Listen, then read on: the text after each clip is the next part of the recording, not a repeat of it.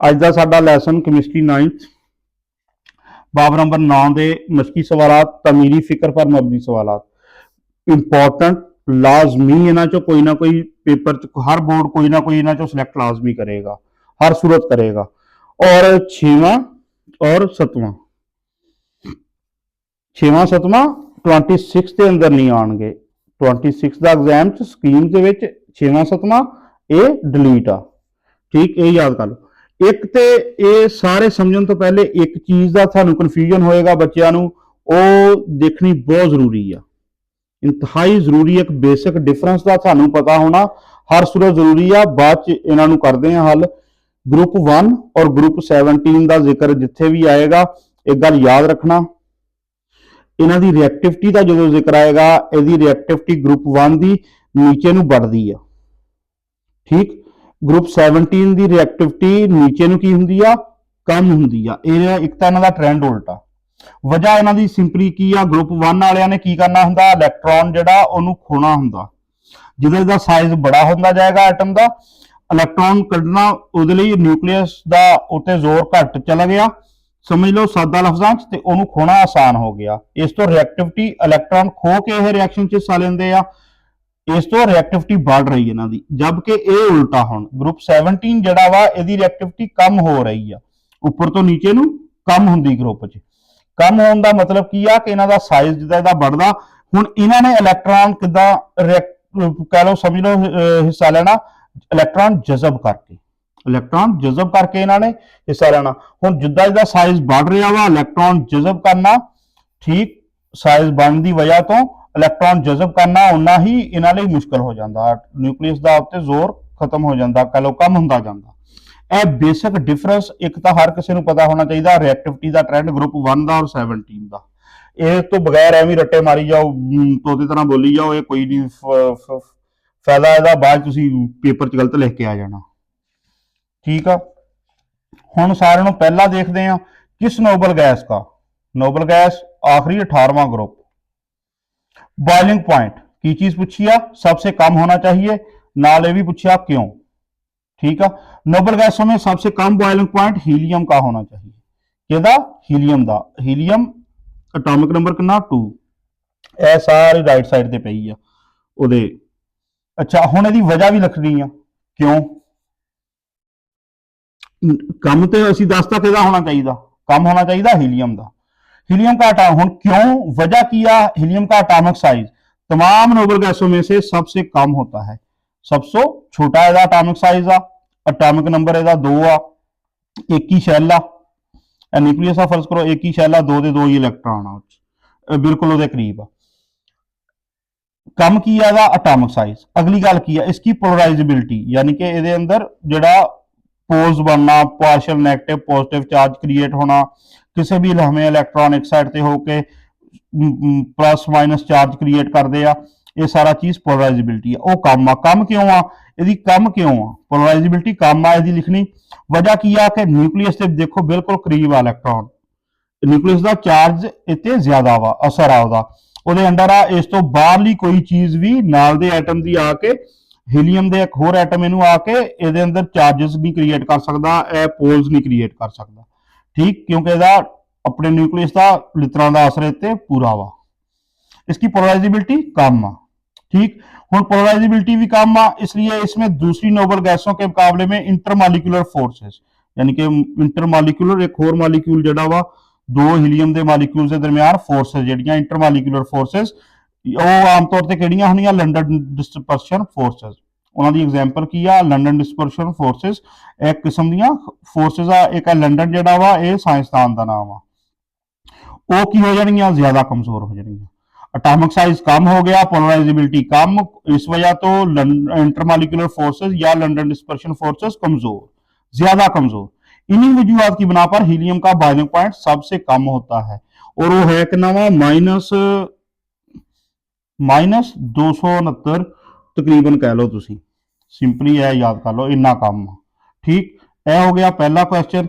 3 चीज़ां लिखनियां, पोलराइजेबिलिटी कम, molecular forces week वजह के अंदर, और एटॉमिक साइज कम, यह 3 चीज़ां लिखनियां वा हीलियम दियां। अगला है अल्कली मेटल्स और क्लोरीन के रिएक्शंस का मुआवजना। ਅਲਕਲੀ ਮੈਟਲਸ ਕਿਸ ਤਰ੍ਹਾਂ ਰਿਐਕਸ਼ਨ ਕਰਦੀਆਂ, ਕਲੋਰੀਨ ਨਾਲ। ਠੀਕ, ਕਲੋਰੀਨ ਇੱਧਰ ਇੱਕ ਆ, ਇੱਧਰ ਇਹ ਸਾਰੀਆਂ ਅਲਕਲੀ ਮੈਟਲਸ ਆ, ਗਰੁੱਪ 1 ਆ, ਇਹ ਚੋਂ ਕਿਹਦਾ ਰਿਐਕਸ਼ਨ ਕਿਸ ਤਰ੍ਹਾਂ ਹੋਏਗਾ, ਕਲੋਰੀਨ ਨਾਲ। ਇਸ ਤੋਂ ਸਾਨੂੰ ਪਹਿਲੇ ਸਾਰਿਆਂ ਨੂੰ ਇਹਨਾਂ ਦੀ ਰਿਐਕਟਿਵਿਟੀ ਕੀ ਆ ਇਹ ਪਤਾ ਹੋਣਾ ਚਾਹੀਦਾ, ਇਹਨਾਂ ਦੇ ਗਰੁੱਪ 'ਚ ਕਿਸ ਤਰ੍ਹਾਂ ਵਾ। ਇਹ बुक के अंदर उन्हें लिखा, बुक की स्टेटमेंट है तकरीबन सारी, क्योंकि अल्कली मेटल्स का एटॉमिक साइज ग्रुप में ऊपर से नीचे, एटॉमिक साइज पहले ग्रुप का की आ बढ़ता वा। ठीक, ग्रुप में नीचे जाते हुए एलिमेंट्स के लिए इलेक्ट्रॉन खोना मैं पहले दस के हटिया कि जिदा जिदा इलेक्ट्रॉनिक मेटल नीचे ਨੂੰ ਜਾਵਾਂਗੇ ਉਹਨਾਂ ਦਾ साइज बढ़ता जाएगा और इलेक्ट्रॉन खोना आसान हो जाएगा।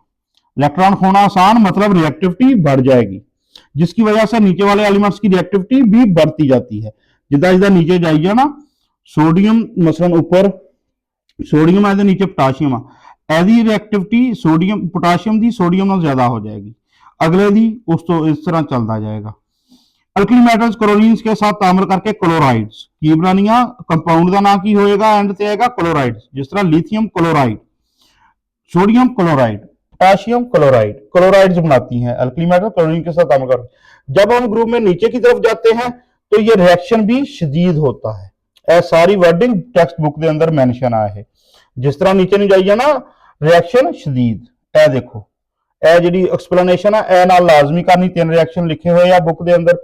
लिथियम क्लोराइड सोडियम मिलेगी, सोडियम क्लोराइड पोटाशियम मिलेगी, पोटाशियम क्लोराइड, हीट हीट। लेकिन ए देखो ए की लिखा विगरस रिएक्शन, शदीद रिएक्शन, वायलेंट रिएक्शन, यानी कि धमाके वाला कह सकते हैं, धमाका खेज वायलेंट रिएक्शन, विगरस तेज रिएक्शन, ए नाल मेंशन करना पड़ेगा थानू। ए सारा ए रिएक्शन लिख के ए इस तरह एक्सप्लेन होएगी सारी यदि अल्कली मेटल्स दी रिएक्टिविटी। आमतौर पर मेटल्स ठोस, मेटल आमतौर पर किस हालत में मिलदियां, ठोस, जबकि नॉन मेटल्स अमूमन माया और गैस। नॉन मेटल्स की खूबी की आ, फिजिकल स्टेट केड़ी आ, नॉन मेटल्स माया गैस भी आ और ठोस भी हुई। इतने उन्होंने सवाल च तो नहीं है, वैसे ठोस हालत भी नहीं है, इधर कार्बन सल्फर वगैरह वा। मेटल्स आमतौर पर ठोस आ, नॉन मेटल्स माया और गैस आ। क्यों, वजह दसो मेटल्स ठोस क्यों आ? मेटल्स मेटालिक बॉन्ड, चैप्टर 3 जड़ा वा ओदे अंदर मेंशन आ मेटालिक बॉन्ड डिटेल ना। मेटल्स मेटालिक बॉन्ड की वजह से आमतौर ठोस हालत में पाई जाती हैं। मेटल्स के मुस्बत आयंस, मुस्बत मेटल से मुस्बत आयन मतलब पॉजिटिव आयंस जड़े आ, और डिटेल ना तस्वीर बनी हुई आ, पॉजिटिव आयन इलेक्ट्रॉन बनाए हुए आ, स्ट्रक्चर पैटर्न बनाया होया फिक्स, डिटेल ना तीसरे चैप्टर दे विच मेंशन आ मेटालिक बॉन्ड। मेटल्स के मुस्बत आयन से एक लैटिस नुमा स्ट्रक्चर, लैटिस नुमा स्ट्रक्चर ऐसा स्ट्रक्चर जिहदे विच एक खास तरतीब पाई जावे, एटम की अरेंजमेंट एक खास पैटर्न रिपीट हो रहा होवे, वो बनाते आ, जो तमाम मेटालिक बॉन्ड के जरिए मजबूती से जुड़ा होता है। और ये स्ट्रक्चर कायम के सारे ये अंदर केड़े बॉन्ड होंगे आ, मेटालिक बॉन्ड की वजह तो। मेटालिक बॉन्ड के अंदर हुण की होएगा, पॉजिटिव नेगेटिव चार्ज से आ जाएगा सानू नजर ਉਹਦੇ ਵਿੱਚ ਬਣਿਆ ਹੋਇਆ पॉजिटिव और नेगेटिव इलेक्ट्रॉन दे, पॉजिटिव आयन दे। वो electric force static forces, electrostatic forces यानी कि पॉजिटिव और नेगेटिव आयन के दरमियान जड़ियां आ रही, यानी कि अपोजिट चार्जेस अट्रैक्ट करते हैं, सिमिलर चार्जेस एक जैसे चार्जेस जड़े आ वो एक दूसरे को परे धकेलते हैं, ये चीज़ां। वो इलेक्ट्रोस्टैटिक फोर्सेस जो स्ट्रक्चर को कायम रखती हैं, लैटिस नुमा स्ट्रक्चर को कायम रखने दी जिहड़ियां इलेक्ट्रोस्टैटिक फोर्सेस आ वो कैसियां वा, काफी मजबूत, मेटल के अंदर वो फोर्सेस मजबूत आ। इसी वजह से, इस वजह तो की होएगा और दी बजाय इसी वजह से लिख ले, इसी वजह से मेटल्स के मेल्टिंग पॉइंट की हो गया ज्यादा। अगर फोर्सेस मजबूत आ उन्होंने तोड़ने लिए ज्यादा एनर्जी चाहिए, मेल्टिंग पॉइंट उन्होंने होगा ज्यादा और ठोस हालत में पाई जाती हैं। इस वजह से मेटल्स के मेल्टिंग पॉइंट्स ज्यादा होते हैं और ठोस हालत में पाई जाती हैं। वजह की है कि लैटिस नुमा स्ट्रक्चर बनता वा मेटालिक बॉन्ड की वजह तो, और जिहड़ियां इहदे अंदर फोर्सेस हुंदियां वो मजबूत हुंदियां। हुण नॉन मेटल्स जिहड़ियां आम तौर पर माया, ब्रोमीन माया दी हुंदी आ, ठीक है, ब्रोमीन की मिसाल आ, या गैस O2N2 वगैरह हालत में पाई जाती हैं, माया च भी गैस हालत भी पाई जानियां। नॉन मेटल्स आमतौर पर माया या गैस हालत में पाई जाती हैं, क्योंकि इनके मॉलिक्यूल्स के दरमियान, इन्हां दे मॉलिक्यूल्स के दरमियान की आ, कमजोर इंटरमॉलिक्यूलर फोर्सेस। इलेक्ट्रोस्टैटिक फोर्सेस का वर्ड सी मजबूत सी, हुण हैगा कमजोर इंटरमॉलिक्यूलर फोर्सेस। जिस तरह असी लंडन डिस्पर्शन की मिसाल नहीं सी पढ़ी हीलियम, उस तरह इंटरमॉलिक्यूलर फोर्सेस यानी कि मॉलिक्यूल्स के दरमियान जिहड़ियां फोर्सेस आ वो कैसियां वा, कमजोर हुंदियां। जिन पर काबू पाने के लिए कम एनर्जी दरकार होती है, कम एनर्जी दरकार होएगी, ज़ाहिर है उन्होंने मेल्टिंग पॉइंट्स कम होंगे, इजीली मेल्ट हो जाएंगियां, माया और गैस हालत पाई जाएंगियां। पीरियाडिक टेबल में से कोई से 3 एलिमेंट्स के नाम बताएं, नाम दसने एलिमेंट दे 118 चो जो माया हालत में पाए जाते हैं। हालत केड़ी पाए जाते हैं? माया हालत। अच्छा हुण असल दे विच तां हैगे आ मेनली 2 ਜਿਹੜੇ ਨੈਚੁਰਲੀ ਪਾਏ ਜਾਂਦੇ ਆ। ਇਹ ਹੁਣ ਉਹਨੇ ਪੁੱਛ ਕਿੰਨੇ ਲਾਏ ਆ? 3। ਹੁਣ ਤੀਸਰਾ ਚ ਕਿਹੜਾ ਅਸੀਂ ਸ਼ਾਮਲ ਕਰ ਸਕਦੇ ਹਾਂ? ਗੈਲੀਅਮ। ਗੈਲੀਅਮ ਸ਼ਾਮਲ ਕਰ ਸਕਦੇ ਹਾਂ। ਗੈਲੀਅਮ ਜਿਹੜਾ ਵਾ ਜਾਂ ਗੈਲੀਅਮ ਜਿੱਦਾਂ ਮਰਜ਼ੀ ਪੜ੍ਹ ਲਓ, ਉਰਦੂ ਚ ਲਿਖਿਆ ਹੈ ਇਹਨੂੰ। ਇਹ ਸ਼ਾਮਲ ਉਹਨੇ ਕਿਉਂ ਕੀਤਾ? ਕਿਉਂਕਿ ਇਹ ਟੈਕਸਟ ਬੁੱਕ ਦੇ ਅੰਦਰ ਸ਼ਾਮਲ ਆ। ਟੈਕਸਟ ਬੁੱਕ ਦੇ ਅੰਦਰ ਉਹਨੇ ਕਿਹਾ ਕਿ ਆਮ ਦਰਜਾ ਹਰਾਰਤ ਤੇ ਗੈਲੀਅਮ ਕੀ ਪਾਈ ਜਾਂਦੀ ਆ? ਮਾਇਆ ਹਾਲਤ ਚ। ਇੱਕ ਬਾਕਸ ਅੰਦਰ ਜਿਹੜਾ ਵਾ ਉਹ ਮੈਂਸ਼ਨ ਆ ਇਸੀ ਟੈਕਸਟ ਬੁੱਕ ਦੇ ਅੰਦਰ। ਚੈਪਟਰ 2 ਚ ਮੇਰਾ ਖਿਆਲ ਚੈਪਟਰ 2 ਹੀ ਆ ਗੈਲੀਅਮ। ਹੁਣ ਇਹਦਾ ਨੰਬਰ ਕਿੰਨਾ ਵਾ? 31 ਹੁੰਦਾ। ਇਹ ਬਰੋਮੀਨ ਦਾ 35 ਐਟੋਮਿਕ ਨੰਬਰ ਆ, ਇਹ 80 ਨੰਬਰ ਤੇ ਆ। ਮਰਕਰੀ ਬਰੋਮੀਨ ਵਜ੍ਹਾ ਕੀ ਆ ਕਿ ਇਹਨਾਂ ਦੇ ਜਿਹੜੇ ਆ ਮੈਲਟਿੰਗ ਪੁਆਇੰਟ ਕਮ ਆ। ਮਸਲਨ ਇਹਦਾ ਮੈਲਟਿੰਗ ਪੁਆਇੰਟ -7 ਆ, ਇਹਦਾ -38 ਦੇ ਕਰੀਬ ਆ, 83 ਕਰ ਲਓ ਇਹ ਵਾਲਾ ਡਿਗਰੀ ਸੀ, ਠੀਕ। ਇਹ ਡਿਗਰੀ ਸੀ। ਗੈਲੀਅਮ ਦਾ 30 ਆ। ਹੁਣ ਇਹ 3 ਤੇ ਤੁਸੀਂ ਲਿਖ ਸਕਦੇ ਆ, ਲੇਕਿਨ ਕਿਸੇ ਖਲਾਸੇ ਦੇ ਅੰਦਰ ਗ੍ਰਾਮਰ ਬੁੱਕ ਦੇ ਹੈਂਡ ਬੁੱਕ ਦੇ ਅੰਦਰ ਤੁਹਾਨੂੰ ਸੀਜ਼ੀਅਮ ਵੀ ਮਿਲ ਸਕਦਾ, ਠੀਕ, ਜਾਂ ਫ੍ਰਾਂਸੀਅਮ ਵੀ ਮਿਲ ਸਕਦਾ। ਇਹ ਹੈਗਾ ਹੁਣ 87 ਨੰਬਰ ਤੇ, ਇਹ ਕਿ ਸੀਜ਼ੀਅਮ ਜਿਹੜਾ 55 ਨੰਬਰ ਤੇ ਆ। ਇਹਦੀ ਜਗ੍ਹਾ ਤੇ ਇਹ 2 ਤਾਂ ਪੱਕੇ ਹੋ ਗਏ ਨਾ। ਹੁਣ ਇਹਨੂੰ ਧਿਆਨ ਨਾਲ ਸਮਝ ਲਓ, ਇਹ 2 ਜਗ੍ਹਾ ਤੇ ਗੈਲੀਅਮ ਦੀ ਜਗ੍ਹਾ ਤੇ ਇਹ 2 ਚੋਂ ਕੋਈ ਲਿਖਿਆ ਹੋਇਆ ਹੋ ਸਕਦਾ। ਇਹ ਸੀਜ਼ੀਅਮ ਦਾ 28 ਹੁੰਦਾ ਡਿਗਰੀ ਸੀ, 27 डिग्री सी फ्रांसीयम का। अगर FR दी अलामत आ, पहला ग्रुप आ दोनों का अल्कली। अच्छा हुण एल्यूमीनियम के नीचे आ, बोरॉन एल्यूमीनियम के नीचे 31 नंबर से। ए दी जगह ते दोनों ही हो सकते, एक ते लिखे सीजियम फ्रांसीयम, ठीक।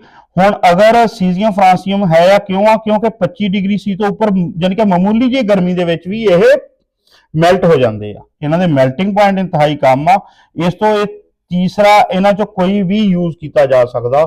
ਇਹਦੀ जगह 2 है ते फिक्स आना कुदरती तौर पर नैचुरली मरकरी और ब्रोमीन ही पाए जाते हैं। लेकिन तीसरा इन्हां दा मैल्टिंग पॉइंट इन्ना करीब करीब आ कि मामूली जिहा गर्म इन्वायरमेंट इन्हां नूं मैल्ट कर दिंदा। इस तो इन्हां नूं शामिल कर लिया।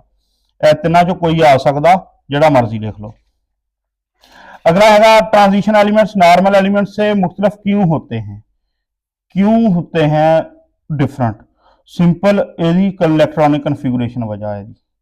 ट्रांजिशन एलिमेंट्स नॉर्मल एलिमेंट से मुख्तलिफ होते हैं क्योंकि सिंपल इसका जवाब आ इलेक्ट्रॉनिक कन्फिगुरेशन खास आ। इन्हां दी कन्फिगुरेशन स्पैशल किस्म दी आ और वो है की आ? एक टेबल आ 8वें चैप्टर दे विच एंड DX ਉਹਦੇ ਉੱਪਰ ਲਿਖਿਆ, यानी कि इन्हां दे विच फिलिंग कित्थे हो रही आ? D सब शैल इन्हां दे फिल हुंदे आ। जिद्दां दा एलीमेंट अगला आई जाएगा नंबर ऑफ इलेक्ट्रॉन किच जाणगे D दे विच NS2। इन्हां दी कन्फिगुरेशन वजह वा ट्रांजिशन एलिमेंट्स की। इनके जुजवी तौर पर पार्शली फिल्ड यानी कि जुजवी हाफ फिल्ड कह लो तुसी, यानी कि नामुकम्मल जड़े आ जुजवी तौर पर भरे हुए, मतलब मुकम्मल भरे हुए नहीं होंगे। केड़े? डी सब शेल डी की वजह तो इनकी मुनफरद खसूसियात के जिम्मेदार हैं। जैसे कि ये मुनफरद खसूसियात चंद केड़ियां वा, ठीक। वेरीएबल ऑक्सीडेशन स्टेट, यह हुण जिहड़ा वेरीएबल ऑक्सीडेशन स्टेट आ, देखो Fe जिहड़ा वा आयरन +2 भी हुंदी है ऑक्सीडेशन स्टेट, +3 भी हुंदी आ, ठीक। या कापर जिहड़ा वा ओहदी +1 भी हुंदी आ और +2, यानी कि किसी कंपाउंड के अंदर वो 2 नाल आएगा, किसी ना 3 स्टेट नाल आएगा। अपेरेंट चार्ज जिहड़ा ऑक्सीडेशन स्टेट मतलब अपेरेंट चार्ज वो वेरीएबल आ, यानी कि तब्दील हुंदी रहिंदी आ। रंगदार कंपाउंड दूसरी खूबी इन्हां दी मुनफरद खसूसियात और कैटालिटिक सरगर्मी, जिस तरह निकल सी हाइड्रोजनेशन आयल वाली, ठीक। प्लाटीनम सी यूज की प्लाटीनम रोडियम वगैरह प्लाटिनम कन्वर्टर के अंदर, और आयरन सी हेबर प्रोसेस के अंदर, ठीक। वो V2O5 सी वैनेडियम पेंटाऑक्साइड, ते ये सारियां की सी निकल वगैरह कैटालिटिक सरगर्मी यानी कि कैटालिस्ट के तौर पर अहम, इन्हां दी अहमियत सब तो ज्यादा वा। ट्रांजिशन मैटल्स कैटालिटिक सरगर्मी शो कर दियां। यह खसूसियात क्यों आ? वजह ਉਹਦੀ इलेक्ट्रॉनिक कन्फिगुरेशन आ और किस तरह बुनियाद ते डी सब शैल ਜਿਹੜੇ ਆ ਉਹ ਇਹਨਾਂ ਦੇ ਫਿਲ ਹੋ ਰਹੇ ਹੁੰਦੇ ਆ, ਉਹ ਜੁਜ਼ਵੀ ਬਰੇ ਹੁੰਦੇ ਆ। ਨੈਕਸਟ ਇਹ ਜਿਹੜਾ ਵਾ 6ਵਾਂ 7ਵਾਂ 26 ਵਾਲਿਆਂ ਦਾ ਕੰਮ ਇਸ ਤੱਕ ਕੰਪਲੀਟ ਹੋ ਗਿਆ। ਹੁਣ ਅੱਗੇ ਸਾਲਾਂ ਲਈ ਇਹ क्लोरीन ब्रोमीन का बतौर ऑक्सीडाइजिंग एजेंट मुआवजा करे। क्लोरीन ब्रोमीन का बतौर ऑक्सीडाइजिंग एजेंट। ਹੁਣ ਆਕਸੀਡਾਈਜ਼ਿੰਗ ਏਜੰਟ ਕੀ ਆ? ਆਕਸੀਡਾਈਜ਼ਿੰਗ ਏਜੰਟ ਇਹ ਆ ਜਿਹੜਾ ਕਿਸੇ ਦੂਸਰੇ ਚੋਂ ਇਲੈਕਟ੍ਰੋਨ ਨੂੰ ਕੱਢ ਦੇਵੇ, ਕਿਸੇ ਦੂਸਰੇ ਐਟਮ ਨੂੰ ਉੱਚੋਂ ਇਲੈਕਟ੍ਰੋਨ ਨੂੰ ਕੱਢਣ ਵਾਲਾ ਆਕਸੀਡਾਈਜ਼ਿੰਗ ਏਜੰਟ ਹੁੰਦਾ। ਕਿਸੇ ਦੂਸਰੇ ਚੋਂ, ਖੁਦ ਨਹੀਂ, ਖੁਦ ਰਿਸੀਵ ਕਰਦਾ, ਖੁਦ ਰਿਡਕਸ਼ਨ ਹੁੰਦੀ ਹੈ ਇਹਦੀ, ਕਿਸੇ ਹੋਰ ਦੀ ਆਕਸੀਡੇਸ਼ਨ ਕਰਨੇ ਵਾਲਾ। ਆਕਸੀਡਾਈਜ਼ਿੰਗ ਏਜੰਟ ਦਾ ਮਤਲਬ ਕੀ ਆ? ਕਿਸੇ ਹੋਰ ਦੀ, ਦੂਸਰੇ ਐਟਮ ਦੀ ਆਕਸੀਡੇਸ਼ਨ ਕਰ ਦੇਣਾ। ਉਹ ਕੌਣ ਕਰ, ਉਹ ਚੋਂ ਕਿਹੜਾ ਜ਼ਿਆਦਾ स्ट्रॉन्ग है इन्हों चो? क्लोरीन चो ब्रोमीन चो। ये क्वेश्चन है। हुण क्लोरीन ब्रोमीन से ज्यादा ताकतवर ऑक्सीडाइजिंग एजेंट है केड़ी आ? क्लोरीन। ब्रोमीन की बजाय क्लोरीन ऑक्सीडाइजिंग एजेंट आ। क्यों? क्योंकि हेलोजेंस की ऑक्सीडाइजिंग पावर ग्रुप में नीचे जाते हुए कम होती है। ये देखो सब तो ज्यादा I2 किहदी ज्यादा वा? क्लोरीन दी। ए साइन दस रहा ज्यादा ऑक्सीडाइजिंग पावर। ए ट्रेंड बुक के अंदर उन्हें लिखा होया वा। इन्हां चों नीचे नूं जिद्दां जावांगे ग्रुप के अंदर ऑक्सीडाइजिंग पावर कम हो जाएगी। हुण ऑक्सीडाइजिंग पावर ज्यादा किहदी हो गई? क्लोरीन दी। ब्रोमीन इस तो नीचे आ, नीचे नूं जाने होया कम हो रही है, लिहाजा ब्रोमीन इहदी ऑक्सीडाइजिंग पावर कम होगी। वो किस तरह? क्लोरीन में इलेक्ट्रॉन हासिल करने की सलाहियत ज्यादा, क्लोरीन का एटम साइज छोटा। इस इलेक्ट्रॉन जज़ब करने की या हासिल करने की, जज़ब करना भी लिख सकते हैं या हासिल करने की सलाहियत ज्यादा। रिएक्शन तो इन्होंने जज़ब करके इलेक्ट्रॉन लैके ही करना ना। क्लोरीन में इलेक्ट्रॉन हासिल करने की सलाहियत ज्यादा होती है। वजह की है? इसकी इलेक्ट्रॉन एक्टिविटी वैल्यू ज्यादा वो है 3.2। ज्यादा इलेक्ट्रॉन एक्टिविटी है, इलेक्ट्रॉन हासिल करने की सलाहियत क्लोरीन की ज्यादा। अगे देखो ब्रोमीन का एटॉमिक साइज ज्यादा होने की वजह से, ब्रोमीन का हुण एटॉमिक साइज की है नीचे नूं बढ़दा है ना, तो ब्रोमीन नीचे आ क्लोरीन तो, इसका एटॉमिक साइज ज्यादा हो जाएगा। ज्यादा होने से इसमें इलेक्ट्रॉन जज़ब करने की सलाहियत कम हो जाती है।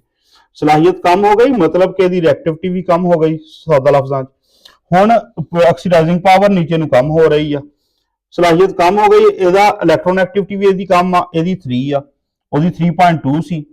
ठीक। क्लोरीन जिहड़ी आ दीगर मादों को ज्यादा आसानी से ऑक्सीडाइज कर देती है। इस तो यह जिहड़ी आ ब्रोमीन, इसकी निस्बत क्लोरीन जिहड़ी आ वो ऑक्सीडाइज ज्यादा ईजी कर दी है किसी दूसरे मादे नूं। ऑक्सीडेशन करनी हुंदी, एजेंट का मतलब करने वाला, ऑक्सीडेशन किसी होर दी करने वाला, यानी कि उहदे चों इलेक्ट्रॉन कड्ढण वाला। वो जो इलेक्ट्रॉन निकलेगा वो खुद रिसीव कर लेगा। हुण यह रिएक्शन बुक के अंदर आ। ठीक। यह जिहड़ा ब्रोमीन आयन आ इहदे अंदर, इहनूं कर देगी कौन? क्लोरीन। यह ब्रोमीन नूं रिप्लेस कर देगी। क्लोरीन इत्थे आ जाएगी, 2NaCl हो जाएगा और ब्रोमीन नूं अलग कर देगी। ठीक। ब्रोमीन आयन नूं इहदे सोल्यूशन चों, इहदे कंपाउंड चों कौन कर देगी? क्लोरीन। क्लोरीन इहनूं डिस्प्लेस कर देगी। वजह की? ऑक्सीडाइजिंग पावर इहदी ज्यादा वा। यह रिएक्शन बुक च लिखिया होया। हेलोजेंस में से कौन सा एलिमेंट का नाम पूछा वा? सबसे ज्यादा रिएक्टिव। ग्रुप 17 हेलोजेंस केड़ा रिएक्टिव आ? कौन सा एलिमेंट सबसे कम रिएक्टिव? रिएक्टिविटी ज़हारा ऊपर तो नीचे नूं की आ? कम हुंदी आ। रिएक्टिविटी ऊपर तो नीचे नूं इहदी की आ? कम हुंदी आ रिएक्टिविटी साइज बढ़ने की वजह तो। ठीक। हुण ऊपर सारे नूं कौन आ? फ्लोरीन। फ्लोरीन रिएक्टिव होएगी। हेलोजेंस में फ्लोरीन सबसे ज्यादा रिएक्टिव और आयोडीन नीचे चौथे नंबर पे आ गई। आयोडीन सबसे कम रिएक्टिव, आयोडीन कम रिएक्टिव हो गई, ज्यादा रिएक्टिव फ्लोरीन हो गई। सिंपल एक रिप्लेसमेंट करती, एलिमेंट के नाम लिख देते। ठीक। अपने जवाब की 2 वजूहात बयान करें। यह 2 वजूहात जिहड़ियां नाल ये भी लिखणियां, सिर्फ इन्ना ही नहीं पूछा, इसकी वजह की है। क्योंकि एक तो सिंपल वजह जनरल हो गई, क्योंकि हेलोजेंस की रिएक्टिविटी ग्रुप में ऊपर से नीचे जाते हुए कम होती है। रिएक्टिविटी ऊपर तो नीचे नूं की आ? फ्लोरीन, क्लोरीन, ब्रोमीन, आयोडीन फर्ज करो। ए देखो यानी कि सब तो ज्यादा जिधर मुंह ओपन आ वो चीज ज्यादा होएगी, फ्लोरीन ज्यादा रिएक्टिव आ। हुण जिद्दां इहदा नीचे नूं जाई जाना कम हो जानी, आयोडीन दी कम आ। ये गल हो गई। हुण वजूहात इहदियां की आ? एक तो हैगी पहली वजह एटॉमिक साइज आ। फ्लोरीन का एटॉमिक साइज कम, फ्लोरीन का एटॉमिक साइज कम आ। ठीक।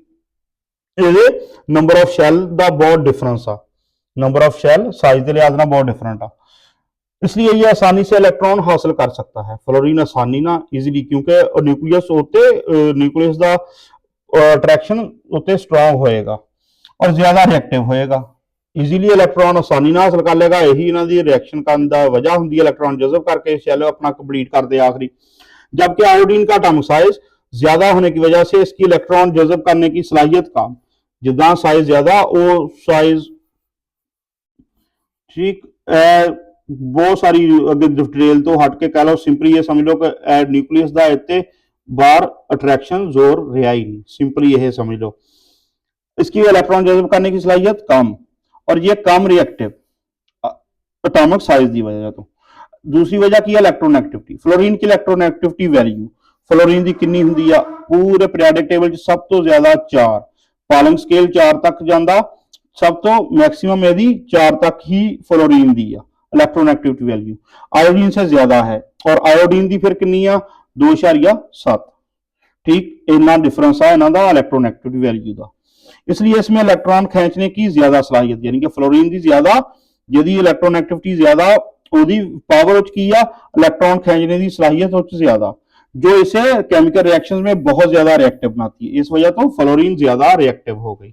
यह सारा प्रॉपर ये आंसर इस तरह ही लिखा जाना है, दो रीजन